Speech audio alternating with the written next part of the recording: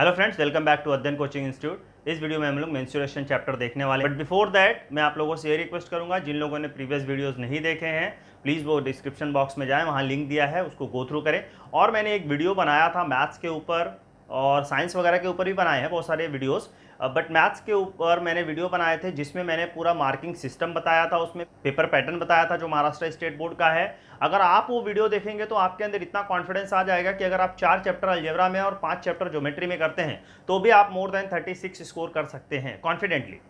ठीक है, तो अगर जिन लोगों ने नहीं देखा है वो वीडियो, प्लीज़ मैंने डिस्क्रिप्शन में दिया है, आप उसको गो थ्रू कीजिए। तो चलिए स्टार्ट करते हैं मेंस्ट्रुएशन चैप्टर। बच्चों, यहाँ पे मैंने बोर्ड पे 6 ज्योमेट्री बना रखी है। इन 6 ज्योमेट्री के ऊपर ही हमें 7.1 में वर्कआउट करना है। ठीक है, सो यहाँ पे जितनी ज्योमेट्री दी गई हैं इन ज्योमेट्री का हमें volume, curve surface area, cube है या क्यूबॉइड है तो उसका वर्टिकल और हॉरिजॉन्टल सरफेस एरिया, उसके बाद स्फीयर है, कोन है, इन सब का बेस का जो एरिया होता है कोन का, उसका जो कर्व सरफेस एरिया होता है, स्फीयर है तो उसका जो कर्व सरफेस एरिया टोटल कितना है, वॉल्यूम कितना है, हेमिस्फीयर है, तो इन सब का फॉर्मूला हमें यहाँ पे देखना है। उसके बाद हम 7.1 का एक्सरसाइज शुरू करेंगे। चलिए देख लेते हैं इसके फॉर्मूलेज। ठीक है बच्चों, जो क्यूबॉइड होता है उसमें टोटल 6 सरफेसेस होते हैं। ठीक है, आपके 4 वर्टिकल हो जाते हैं और 2 हॉरिजॉन्टल, एक टॉप पे बॉटम पे हॉरिजॉन्टल हो जाएगा और आगे पीछे और लेफ्ट और राइट में आपका वर्टिकल सरफेस हो जाएंगे। ठीक है, तो इस तरीके से इसके पास 6 सरफेसेस होते हैं। तो यहाँ पे ये लेंथ अगर होता है और ये आपका बी हो जाता है और ये एच हो जाता है। ठीक है, लेंथ, ब्रेड्थ और हाइट। ठीक है, तो अब अगर मैं बोलूं कि मुझे जो वर्टिकल सरफेस एरिया है तो वर्टिकल सरफेस एरिया कितनी हो जाएगी, एक इस तरफ का, एक इस तरफ का, एक आगे का, एक पीछे का, तो टोटल 4 वर्टिकल सरफेस एरिया होंगे। तो वर्टिकल सरफेसेस का एरिया हो जाएगा बी इंटू एच, रेक्टेंगुलर है, यहाँ पे भी बी इंटू एच। तो आगे वाले का क्या हो जाएगा, ये देखिए ये लेंथ है और ये हाइट है, तो ये लेंथ इंटू हाइट, तो वैसा पीछे भी होगा लेंथ इंटू हाइट, तो ये टोटल मिलाकर के 4 हो जाएगा। तो मैं यहाँ पे लिखता हूं आपका वर्टिकल सरफेस एरिया। तो वर्टिकल सरफेस एरिया क्या हो गया, एक आपका h इंटू बी, सो 2bh प्लस, यहाँ पे देखिए यहाँ पे भी है, यहाँ पे भी, उसके बाद आगे वाला हो जाएगा l इंटू एच, तो ये हो जाएगा 2lh, क्योंकि आगे भी और पीछे भी है। तो ये फॉर्मूला पहला वाला आपको मिला वर्टिकल सरफेस एरिया। दूसरा जो आता है वो हो जाएगा आपका total surface area, total surface area. तो ये हो जाएगा बच्चों, यहाँ पे देखिए अभी हमने यहाँ 4 का देखा ना, अब 2 और ऐड कर देना है, ऊपर और नीचे का। तो ऊपर नीचे के क्या है, देखिए यहाँ पे लेंथ है और ये विड्थ है, तो ये हो जाएगा LB, तो 2 हो जाएगा 2LB, तो इसमें ऐड कर देंगे, तो ये हो जाएगा 2BH plus 2LH plus 2LB। ठीक है, सो इस तरीके से आपको वर्टिकल सरफेस एरिया का फॉर्मूला मिल गया और टोटल सरफेस एरिया का फॉर्मूला मिल गया। आप इसको और रिड्यूस भी कर सकते हैं, यहां से 2 बाहर ले लेंगे, एच भी बाहर ले जाएंगे, तो ये होगा BH। ठीक है, नो डाउट आप इसको जितना चाहे उसको जैसा आप रिड्यूस करना है, बट मैं इन जनरल आपको सिंपल वे में बता रहा हूं ताकि आपको फॉर्मूला याद ना करना पड़े। बहुत सारे बच्चे बोलते हैं इतना फॉर्मूला कैसे याद करेंगे, याद नहीं करना है, बस उसको समझ के लेना है। अब यहाँ पे आ जाते हैं हम लोग, इसका देख लेते हैं वॉल्यूम। इसका वॉल्यूम क्या होगा, तो वॉल्यूम हो जाएगा, यहां पे देखिए वॉल्यूम क्या होता है, लेंथ, विड्थ और हाइट। तो यहां पे ये लेंथ हो गया, ये ब्रेड्थ हो गया और ये हाइट हो गया। जब इन तीनों को मल्टीप्लाई करेंगे तो टोटल वॉल्यूम मतलब उसके अंदर कितना आप स्टफ भर सकते हो, कितना मटेरियल, कितना लिक्विड या कोई भी चीज आप उसके अंदर भर सकते हो, तो वो टोटल वॉल्यूम हो जाएगा। टोटल स्पेस कितना होगा, वो होगा LBH, तो ये हो जाएगा LBH। ठीक है बच्चों, अब एक और चीज यहाँ पे ये डायगोनल है, देखिए ये जो, अगर मैं बोलूँ कि इसका डायगोनल क्या होगा, ये L है, ये आपका B है और ये H है। ठीक है, अगर मैं बोलूँ कि इसका डायगोनल क्या होगा, तो अगर मैं इस तरीके से जाऊंगा तो मुझे यहाँ पे LBH, यहाँ LHB, ये तीनों मिलेंगे डायगोनल में। ठीक है, तो इसका डायगोनल क्या होगा, अगर मुझे बोलेगा डायगोनल का फॉर्मूला मुझे निकालना होगा, सो डायगोनल हो जाएगा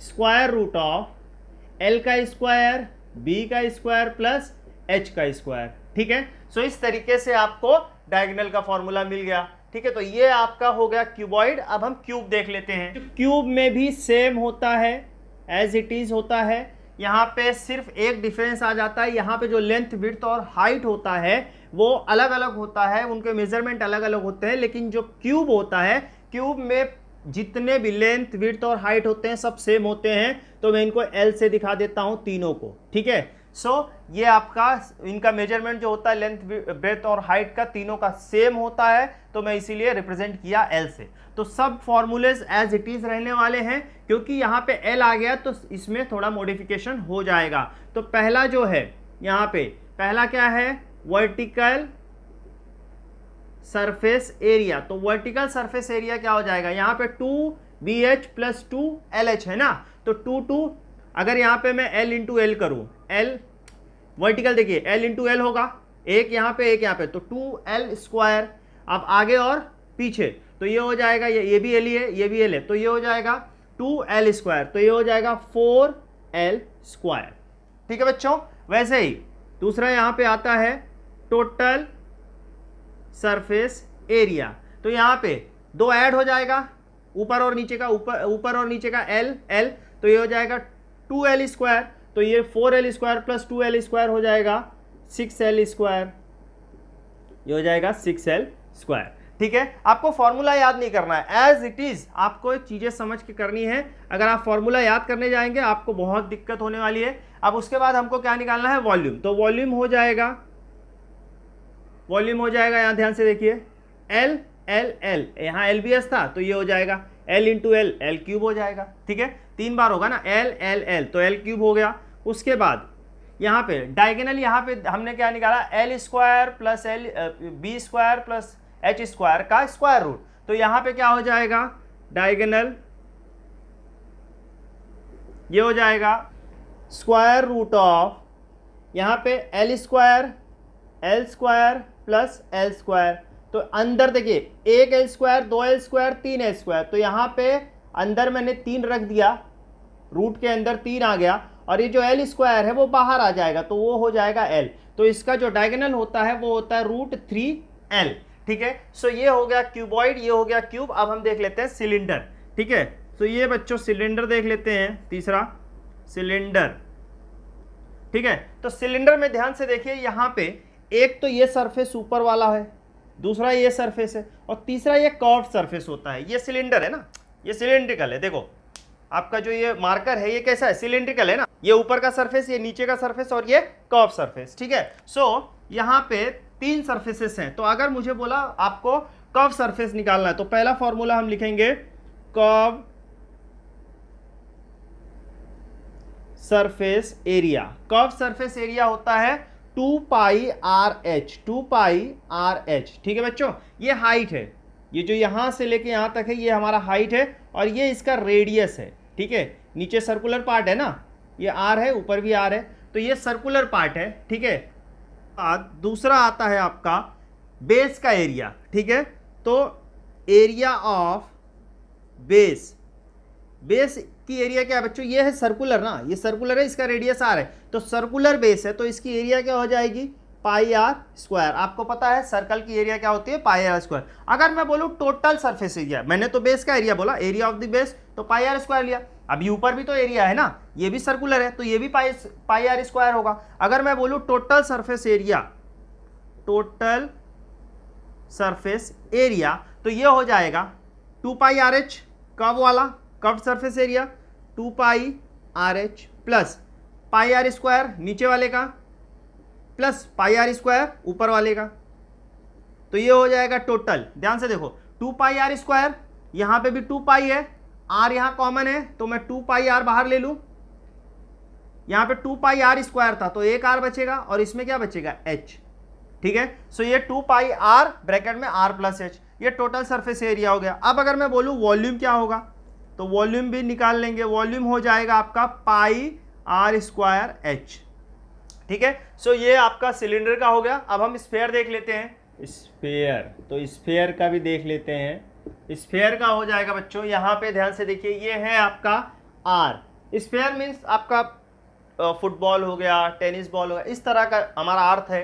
ये जो ज्योमेट्री है इसको स्फेरिकल कहते हैं हम। तो ये जो है इसका रेडियस है सपोज आर। अब इसमें दो चीज हमें देखनी है बस, इसमें आपको इसका टोटल कर्व सरफेस एरिया, तो कर्व सरफेस एरिया आपको स्फेयर का लेना है, उसके बाद इसका वॉल्यूम लेना है। मतलब ऊपर से एरिया जो ऊपर सरफेस हमारे पास अवेलेबल है वो एरिया क्या होगी, और अंदर सपोज स्फीयर के अंदर कितना मटेरियल भरा जा सकता है वो वॉल्यूम होगा। तो पहला हम लोग लेंगे curve surface area, curve surface area, ये स्फीयर का कर रहे हैं हम, तो ये हो जाएगा 4 पाई आर स्क्वायर। ठीक है, ये curve surface area of the sphere होता है। स्फीयर कौन सा, पूरा होल स्फीयर, सॉलिड स्फीयर या जो आपका होलो स्फीयर, कोई भी स्फीयर हो, बट वो हेमिस्फीयर नहीं होना चाहिए। जो होल स्फीयर होता है उसका जो एरिया है कर्व सरफेस का वो है 4 पाई आर स्क्वायर। अब दूसरा आता है इसमें वॉल्यूम, वॉल्यूम ऑफ स्फीयर। तो वॉल्यूम ऑफ स्फीयर क्या हो जाएगा, 4/3 पाई आर क्यूब। ठीक है बच्चों, तो ये है आपका वॉल्यूम।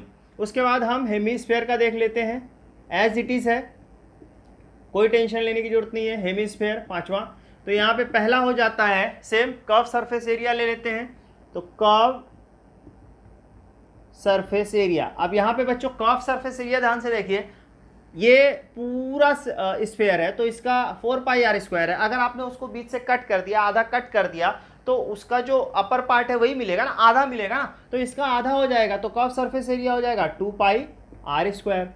अब यहाँ पे एक और चीज ध्यान देने वाली है, जब आपने कट किया तो बेस क्या मिला आपको, जो नीचे वाला पार्ट है, ये वाला पार्ट जो है, ये वाला पार्ट क्या है, सर्कुलर है ना, तो इसका एरिया क्या होगा, एरिया ऑफ बेस।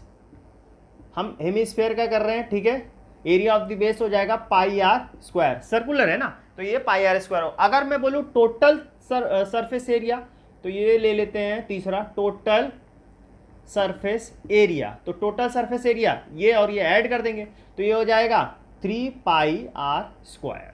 ठीक है, दोनों को ऐड करेंगे तो 3 पाई आर स्क्वायर हो जाएगा। ठीक है, अब यहाँ पे वॉल्यूम क्या हो जाएगा इसका, वॉल्यूम ऑफ हेमी, या वॉल्यूम ही लिखता हूँ मैं, हेमिस्फीयर हमने हेडिंग डाल रखा है, तो वॉल्यूम क्या हो जाएगा यहाँ पे देखिए, यहाँ पे वॉल्यूम क्या है टोटल स्फीयर का 4/3 पाई आर क्यूब, तो इसका आधा कर देंगे तो ये हो जाएगा, अगर आधा करेंगे 1/2 4/3 पाई आर क्यूब, तो ये 2 कैंसिल हो जाएगा, यहाँ पे आएगा 2/3 पाई आर क्यूब। ठीक है, सो ये हमारा हेमिस्फीयर का हो गया। अब हम कोन का देख लेते हैं, कोन। ठीक है, सो कोन में पहला जो होगा, यहां पे ध्यान से देखिए, ये जो है ये कर्व सरफेस है, इसका अगर आप ये पार्ट अपर पार्ट देखेंगे, आइसक्रीम का जो कोन होता है वो आप अज्यूम कीजिए कि जो उसका कोन है वो कोन कैसा है, ऐसा है, कोनिकल है, तो इसका हमें कर्व सरफेस निकालना है। तो कर्व्ड सरफेस एरिया, तो कर्व सरफेस एरिया हो जाएगा बच्चों। अभी यहाँ पे देखिए जो सिलेंडर था, सिलेंडर का कर्व सरफेस एरिया क्या था, 2 पाई आर एच, तो यहाँ पे हो जाएगा पाई आर एल। ठीक है, यहाँ पे जो कर्व सरफेस एरिया होती है वो होती है बच्चों पाई आर एल।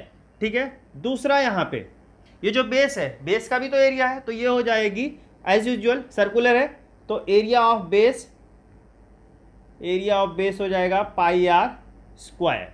ठीक है, अब तीसरा टोटल सरफेस एरिया, तो ये हो जाएगा टोटल सरफेस एरिया। इन दोनों को ऐड करेंगे, एक तो आपका कर्व सरफेस है, दूसरा आपका बेस का है, तो इन दोनों को ऐड करेंगे तो ये हो जाएगा pi r l plus pi r square. तो यहाँ से पाई आर बाहर ले लेंगे अगर हम, तो एल प्लस आर बचेगा। ठीक है बच्चों, उसके बाद अब इसका वॉल्यूम की बात आती है। वॉल्यूम कैसे निकालेंगे, यहाँ पे ध्यान से देखिए, ये मैंने यहाँ पे दिया नहीं, ये जो लेंथ है ये स्लांट है, ये स्लांट लेंथ है। ठीक है, और ये जो है ये वर्टिकल, ये हाइट है परपेंडिकुलर, और ये आर है। ठीक है, माय मिस्टेक। ठीक है, तो यहाँ पे ये एल, ये एच और ये आर, इसको कहते हैं स्लांट हाइट। एल जो है वो क्या है, स्लांट हाइट, तो हमें स्लांट हाइट भी निकालना होगा। तो ध्यान से देखिए बच्चों, ये आपका क्या हो गया, एक राइट एंगल ट्राइंगल दिख रहा है ना, ये आपका हाइपोटेनियस है, ये आपका हाइट है और ये आपका बेस है। तो अगर मुझे एल चाहिए स्लांट हाइट, इसको भी निकालना पड़ेगा हमें कभी कभी। स्लांट हाइट कैसे मिलेगा, एल इक्वल टू ये हो जाएगा बच्चों square root of H square plus R square. ठीक है, ये फॉर्मूला हमें यूज करना पड़ेगा। ठीक है, उसके बाद इसका वॉल्यूम क्या हो जाता है, वॉल्यूम ऑफ कोन, तो वॉल्यूम हो जाएगा, यहाँ पे देखिए ये जो है ये कैसा है, सिलेंडर जैसा ही है, नीचे से सिलेंडर जैसा है, लेकिन ऊपर क्या होते जाता है, कोन बनते जाता है। तो ये फॉर्मूला जो है वॉल्यूम का यहाँ पे, ये सिलेंडर का पाई आर स्क्वायर एच, ये सेम रहने वाला है। यहाँ पे 1/3 हो जाएगा पाई आर स्क्वायर एच। ठीक है बच्चों। सो ये हमारे 6 फॉर्मूलेज हैं। इन 6 फॉर्मूलेज के ऊपर हमें वर्कआउट करना है एक्सरसाइज 7.1 में। तो वो नेक्स्ट वीडियो जो मैं अपलोड करने वाला हूं उसमें हम लोग 7.1 एक्सरसाइज सॉल्व करेंगे। तब तक आप फॉर्मूले को प्रैक्टिस कीजिए, क्योंकि जब हम एक्सरसाइज स्टार्ट करेंगे तो आपको ये फॉर्मूलेज पता होने